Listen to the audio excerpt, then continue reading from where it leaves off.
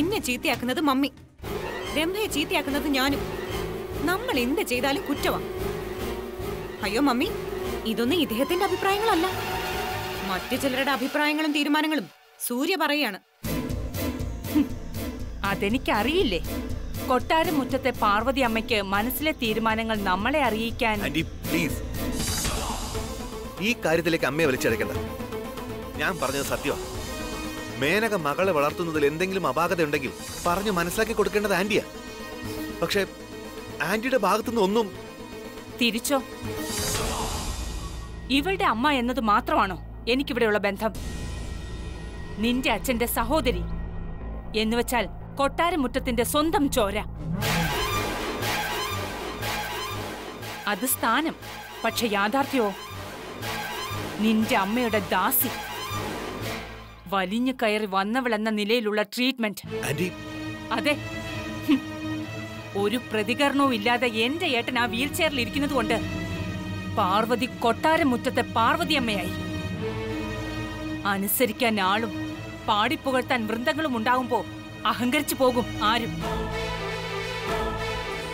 സത്യത്തിൽ അതിനു വേണ്ടി എന്റെ ഏട്ടനെ അങ്ങനെ ആക്കിയതാണോന്ന് പോലും എനിക്കിപ്പോ സംശയമുണ്ട്. നിർത്ത്.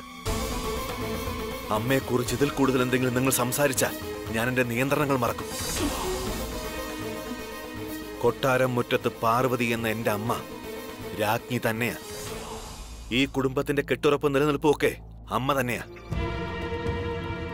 അമ്മയെ അംഗീകരിക്കാത്തവർ അവരാരായാലും ഇവിടെ നിൽക്കണമെന്ന് എനിക്ക് നിർബന്ധമില്ല.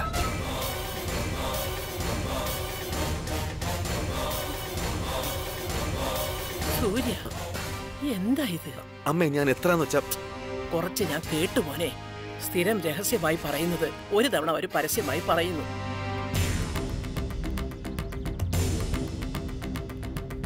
ഉർവശി, എന്റെ ഭർത്താവിന്റെ വീട്ടുപേര് എന്റെ പേരിനോടൊപ്പം ചേർത്തതിൽ അതിനൊരു മൂല്യമുണ്ട്, അന്തസ്സുണ്ട്.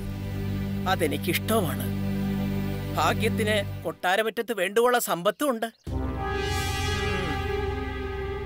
നീയും നിന്റെ മകളും ഇവിടെ വന്നു കയറാൻ പറ്റിയ നാടകങ്ങൾ ഒട്ടും മായാതെ ഇന്നും എന്റെ മനസ്സിലുണ്ട്. മറക്കണ്ട. ഞാനൊന്നും മറക്കില്ല. പക്ഷെ ഈ വാഴ്ച എന്നേക്കുമാണെന്ന് കരുതണ്ട. ഏട്ടന് പറ്റിയതുപോലെ ചിലപ്പോ ഒറ്റ വീഴ്ച മതി. മതി. നിങ്ങളുടെ ഈ ശാപം കേട്ട് നിൽക്കേണ്ട ഗതികേടൊന്നും എന്റെ അമ്മയ്ക്കില്ല. വേണ്ട സൂര്യ. ഉപദേശം കൊണ്ട് നന്നാവുമായിരുന്നെങ്കിൽ എന്നേ അത് സംഭവിച്ചേനെ. സഹവാസം കൊണ്ട് നന്നാവുമായിരുന്നെങ്കിൽ അതിന്റെ സമയവും കഴിഞ്ഞു. പിന്നെന്താ ഉള്ളത്? ഭീഷണിയോ? എന്തിന്? ഇവരെ നന്നാക്കാൻ. ഉർവശി, മനസ്സിൽ ഒരുപാട് പ്രതിഷേധങ്ങളുണ്ട് നിനക്ക്. പലപ്പോഴും പല വാക്കുകളും എനിക്ക് നേരെ തെറ്റായി വന്നിട്ടുമുണ്ട്. അവിടെ വീൽ ചെയറിലിരിക്കുന്ന ആ മനുഷ്യൻ നിന്റെ ആങ്ങളെ നീ പോലും മറ്റു വാക്കുകളാൽ വിശേഷിപ്പിക്കാറുണ്ട്. പക്ഷേ എനിക്കത് എന്റെ ദൈവമാണ്. ആ പാദത്തിൽ തൊട്ടു തൊഴുതിട്ടേ ഞാൻ എന്റെ ദിവസം ആരംഭിക്കാറും അവസാനിപ്പിക്കാറും. അതാരെയും ഒന്നും ബോധ്യപ്പെടുത്താനല്ല. പിന്നെ അദ്ദേഹത്തെ ഞാൻ എന്തോ ചെയ്തു എന്നൊക്കെ നീ ഇപ്പൊ പറഞ്ഞ ആരോപണം ഭർത്താവിന്റെ സഹോദരിയുടെ നാക്കുപിഴവെന്ന് കരുതി ഇപ്പൊ ഞാൻ പൊറുക്കുന്നു, മറക്കുന്നു.